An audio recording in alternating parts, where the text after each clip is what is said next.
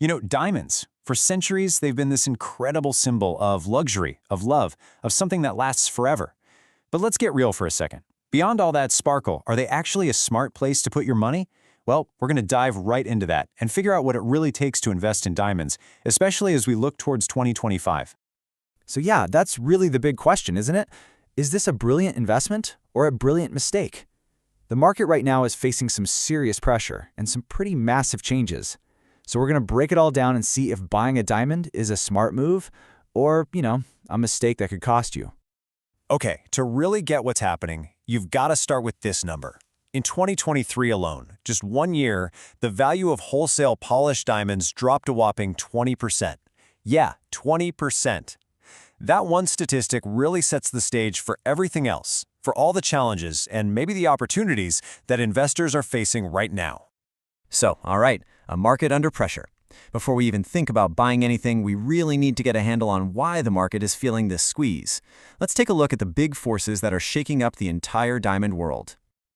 Man, the last few years have been a total roller coaster for diamonds. Remember the pandemic? Everyone was stuck at home, not spending money on travel, so people were buying diamonds like crazy. Demand just shot up. But then, of course, the world started opening back up, and that demand, it just cooled right off. Suddenly, suppliers were sitting on all this extra inventory. Now you throw in some economic worries in the US and China, plus the whole lab-grown diamond thing, and boom, you've got the perfect storm for a really unstable market. And that brings us to what is probably the biggest story in the diamond world right now, this great divide between natural and lab-grown diamonds. On one hand, you have natural diamonds. They've got the rarity, the history, that potential to actually hold their value. On the other, you've got lab-growns. They're way cheaper and they're gaining market share fast. But, and this is a big but for investors, they don't have that natural rarity. So as a serious long-term investment, they're just not really in the same league. And you really can't overstate how much lab-grown diamonds are shaking things up. I mean, they're already at 17% of the market. But the really wild part? That trend is picking up speed. Some projections are saying they could make up half, 50% of all loose diamonds sold by retailers in the US from 2025 onwards. That's not a small change. That's a massive industry-altering shift.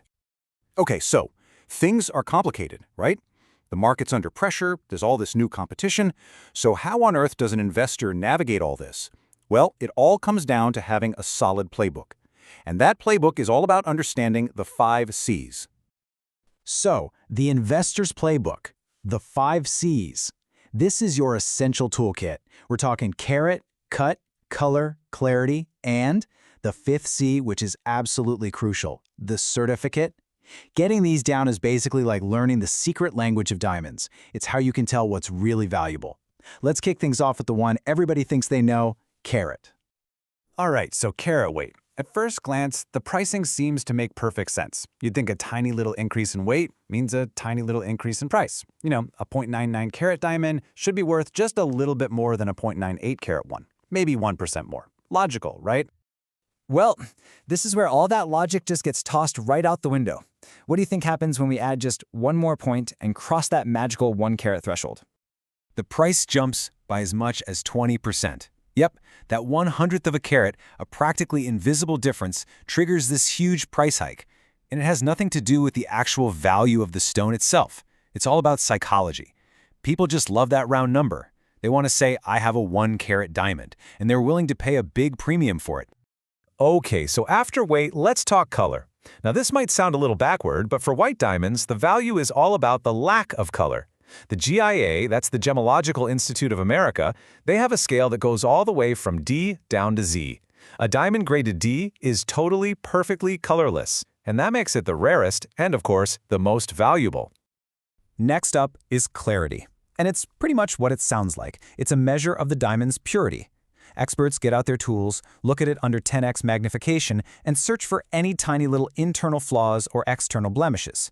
If a stone has absolutely 0 imperfections, it gets the grade flawless. And as you can imagine, that is incredibly rare and incredibly valuable.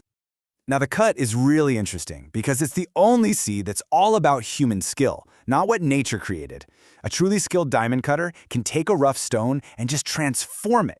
They shape it in a way that maximizes how it catches and reflects light. That's what gives a diamond its fire, its brightness, its sparkle.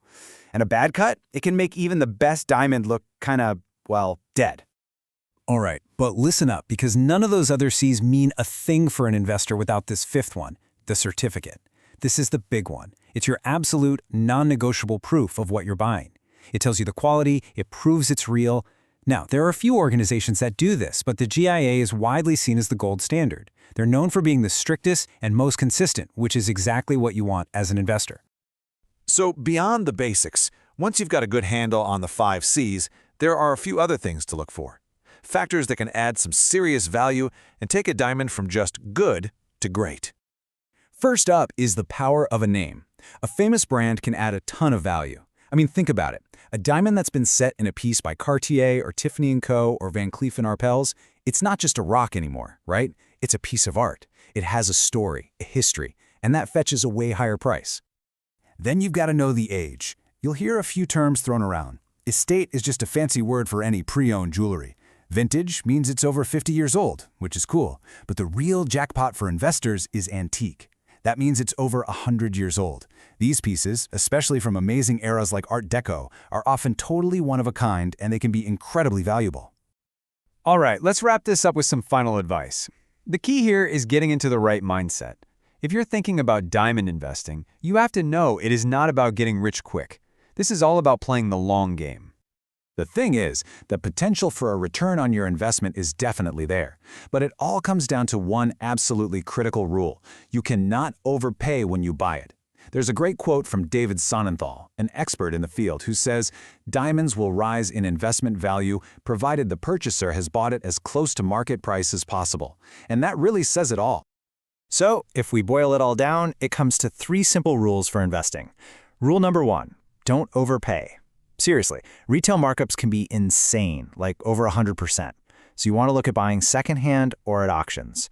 Rule number 2, don't expect to get rich overnight. This is a long-term hold. You need to think in terms of years, not months.